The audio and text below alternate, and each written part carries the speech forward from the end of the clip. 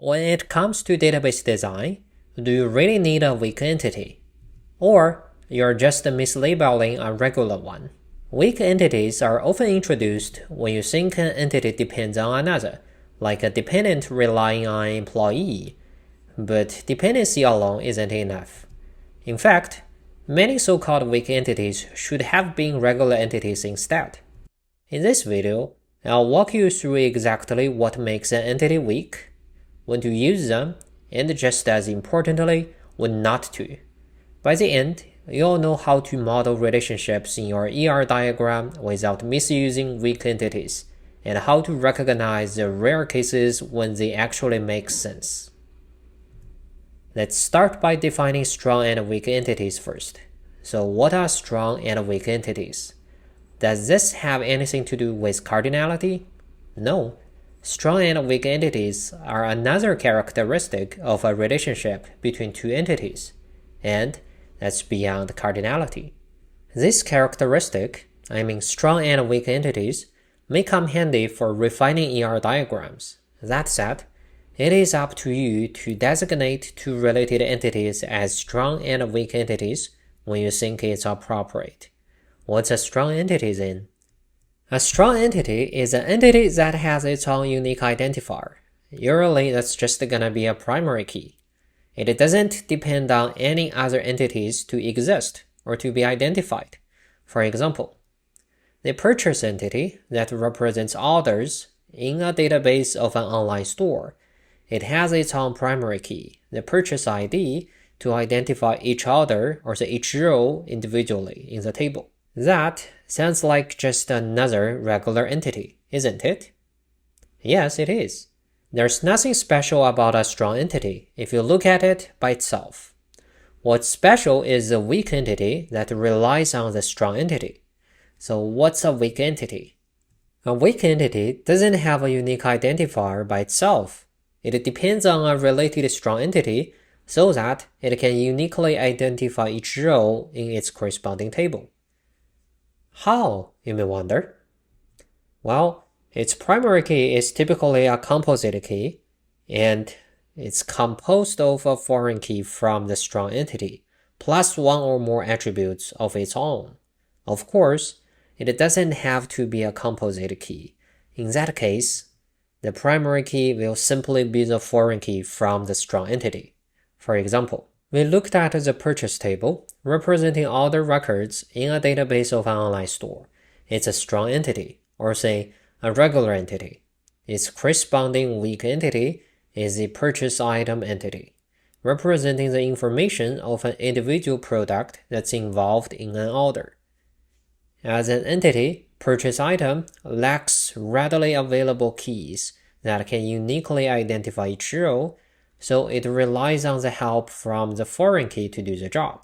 The foreign key is the purchase ID, referencing the primary key from the purchase entity. It's both a foreign key as well as the primary key of the purchase item entity. Now you know what a strong and weak entity may look like. Let's move to the key question.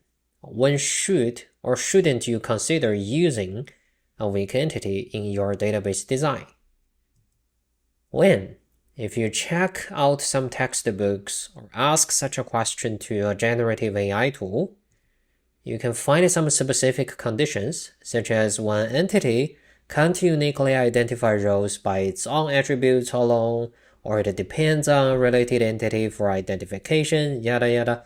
But as long as you understand how strong and weak entities are defined, such conditions don't provide much help because they focus on describing the characteristic of weak entities. But the real challenge is to identify a weak entity. My experience in database design and software development told me a rather practical rule of thumb, which is when designating a weak entity makes your database design simpler and less prone to error, then that would be a great use case. Yes, as long as you know how strong and weak entities are defined, it's up to you to designate some regular entities as a weak entity. There are no such a thing as a natural weak entity because nearly all the entities you design or encounter are simply regular entities. or say strong entities by default. For example, think about two entities from a database supporting movie theater. One represents movie and the other represents tickets. They are in a one-to-many relationship, and both are regular entities. Ticket uses a composite key as its primary key, composed of seat number, room number, and time. And its movie ID attribute in the ticket entity is a foreign key referencing the primary key from the movie table. Does the existence of the ticket rely on the movie? Yes or no? Or you're not sure. If I ask you twice, you may feel less certain about it because without movies, there shouldn't be any tickets being sold by the movie theater.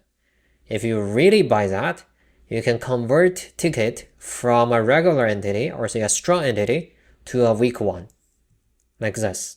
All it takes is to add movie ID as a part of the composite key in ticket. And the proper representation of a strong-weak entity relationship needs to use a dotted line, as you can see here on the screen. So movie ID is a foreign key indeed, but it's also a part of the composite key that serves as a primary key in the ticket entity. Do you feel that this representation is more complex? Certainly yes. Unnecessarily complex database design is terrible because it leads to more complex queries and may require more space and data structure. And it's gonna be less efficient because it's not gonna be something that can be easily understood by human beings either. Unnecessarily complex design is something we should try to avoid, and the decision is yours whether to designate a regular entity as a weak one. In this case, if I were you, I will stick to the version when both movie and ticket are strong and regular entities. Why? It's simpler and easy to understand, friendly to both database systems and other human beings that you need to work with on the same database. Does ticket really rely on movie? That's a good philosophical question, but in database design, the answer doesn't need to be a yes. That said, we also learned something else that we didn't intend to cover, which is that a weak entity can always be converted to a strong entity if you want to.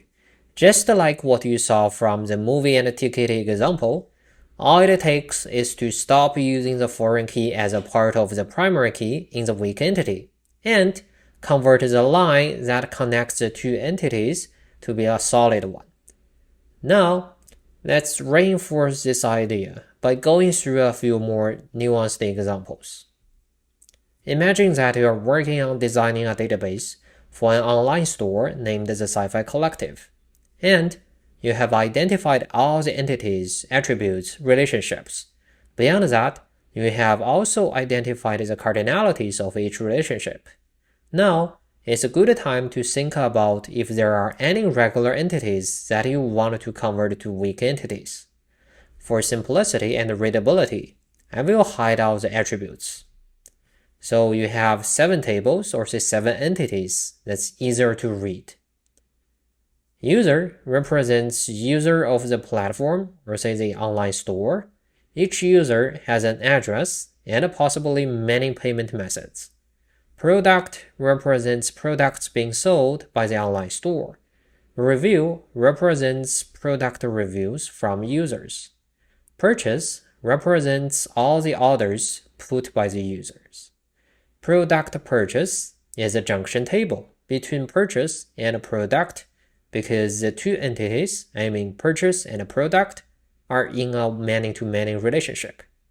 If you just think about whether one entity relies on another in real world, you could potentially identify this many entities as your candidates for weak entities.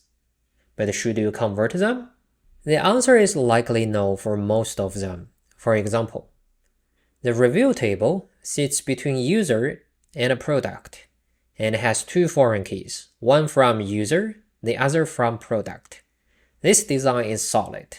If you are stubborn on the reliance of review on user and product entities, you can potentially change review to a weak entity, which will ask you to add email and code as a part of its jumbo composite key.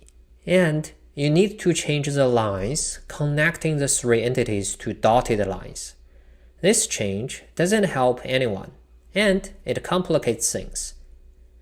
It makes the design harder to understand and makes the database less efficient, because a bigger primary key requires a bigger storage and a data structure to work. It can also slow queries because they need to be indexed. If you don't know what indexing is, don't worry, we will cover it in future videos, so this is a bad example anyway. The original design is much better. You may wonder if there are any cases in which converting a regular entity to a weak entity helps. Makes the database design simpler and less prone to errors. The answer is yes, but it doesn't occur often.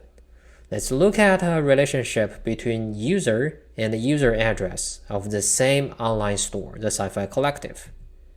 This is the original design between the user and user address entities. Okay? A user can have up to one address. The user address entity uses a surrogate key as its primary key, and has a foreign key which references the primary key of user. Now, you can ask yourself the philosophical question: does a user address rely on the user for existence? The answer can certainly be yes. If you agree and convert the user address entity to a weak entity, it will look like this. Now, the user address entity no longer needs help from the surrogate key. All it takes to identify each address is the email of an user.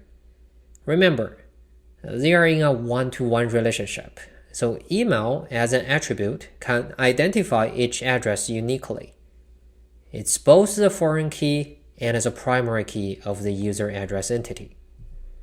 When you put the two designs side by side, you can tell that the strong and weak entity, in this case, is certainly better, because it eliminates the usage of a surrogate key, and it doesn't add any burdens on understanding such a relationship or database system that's going to host such a database. In this case, I would argue that the strong and weak entity design makes sense. In this video, we covered what makes an entity weak, when to use such entities, and when not to. If you find this video helpful, give it a thumb up, subscribe, and leave your questions in the comments. I would love to hear what's working for you and what needs to change. This video is based on the book Grokking Relational Database Design, which dives deep into database design using real-world examples to explain the concepts.